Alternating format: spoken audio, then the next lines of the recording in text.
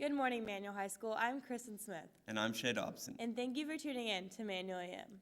The class of 2016 is conducting a book drive for volunteers of America's homeless shelter this holiday season. You can donate new or gently used books to the collection bins in the hallways or in the teachers' rooms. The drive ends December 16th. You can support your Manual community by purchasing a crimson tree. The trees are located between the track and softball facilities. Hours are Monday through Friday from 3 to 7 p.m. and Saturdays 10 a.m. to 8 p.m. The second VA Senior Show will be opening on Tuesday, December 8th from 3 to 6 in the Norma E. Brown Gallery. All are welcome and refreshments will be served. Club Picture Days, Tuesday, December 8th during 3rd and 4th block in the large gym and on the front steps. Check the hallways for flyers and time and location. One Blue Wall will be hosting a literary night in the senior cafeteria next Friday, December 11th. Lily Nelson and I have information on the major changes happening with the school newspaper. With the new school year came many changes for the former newspaper, the Crimson Record. What was once the school-wide newspaper has rebranded themselves as a citywide news magazine called On the Record. Harper Carlton explains how this decision was made. We decided to become a magazine before we knew Ms. Palmer was going to be our advisor, but we were still planning to be like the Crimson Record.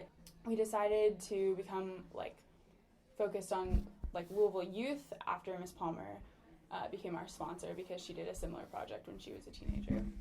The news magazine will be distributed throughout the school and in local coffee shops and businesses. Aside from audience and formatting changes, the publication has also shifted towards long-form writing, along with doubling the staff size.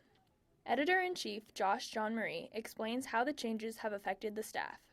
With any new project, it's definitely hard to get started and for things to run smoothly. One of the things we talked about when we were interviewing people for the staff is we warned them that there's going to be a lot of bumpy roads and a lot of changes, and there's going to be a lot of, hey, we're going to do this for about 3 weeks, and then we're going to come back and say, you know what, we're going to do this, and it comes with a new staff and running a new project. So we've hit some bumps in the road, but I think we're on a much better path now. Writer Will Kuhn explains how much work has been put into the new publication and what he's looking forward to. At this point, I've been so impressed with everybody on the staff, especially the sophomores, because right now we've just been working towards an idea. We don't have a tangible product yet, and so how hard we're working and how much time and effort we're putting into essentially nothing so far, to actually see that be real, it's gonna just be so awesome and so amazing, and I think it's gonna be better than everyone expects. So that's probably what I'm most excited for. Look for the first issue of On the Record in December. For Manual AM, this has been Lily Nelson. With the historical Vernon Lanes bowling alley closing, Hannah Wilcott and Olivia Loy have the story. The historic Vernon Lanes bowling alley in Butchertown will be closing in late December. It's a family-friendly business located on Story Avenue. Well, what we decided to do is move on into other ventures is what we're doing. The closing of Vernon Lanes has greatly affected the community. My kids love it, and I just appreciate how much they worked to keep it so original and unique. Vernon Lanes has been open since 1886, making it the oldest bowling alley in Louisville. Well, it is the oldest active bowling alley in the United States. The original lanes were downstairs. Up here used to be a gymnasium, as you can see from the floors to the back. And the lanes were downstairs. They were called short lanes.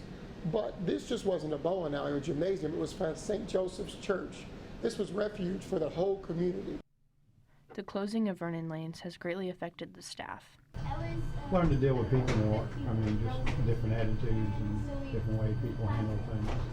Although the Manual bowling team has never competed at Vernon Lanes, it has been a great place for practicing. People would come here, everybody would be growing up here.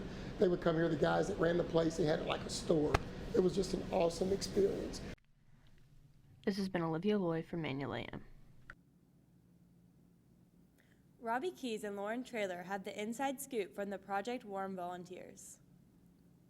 Every November, Manual Y Club participates in Project Warm, a project with the main mission to winterize homes. Project Warm teams up with LG&E every year to reduce energy costs for people with low incomes with the help of volunteers. So Project Warm is 2 separate dates in generally November where teams will get together and go through LG&E and winterized homes. Basically what we do is they provide us with the ladders and the means to do it, and then we just go to different people's houses and put plastic over their windows so their house will be better insulated in the winter.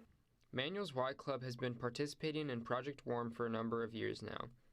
We really liked it. The first year we did it, everybody loved it, and it was something that everyone wanted to keep doing, and so it's become really like our main project as a club that we always participate in. Manual's Y Club isn't the only Y Club that participates. The Louisville Y Club as a whole makes up the majority of volunteers. Manual's Y Club participates in Project Warm just because it's a really big deal within the Kentucky YMCA, especially in Louisville. You have Y Clubs from all over the city who participated in it. The date that I did at St. X was there, that sort of thing. It's a really easy thing to do, and it brings a lot of people a lot of joy with, not much work. This has been Robbie Keys for Manual AM. Those are all of your announcements for today. Thanks for watching, and have a great weekend, Manual High School.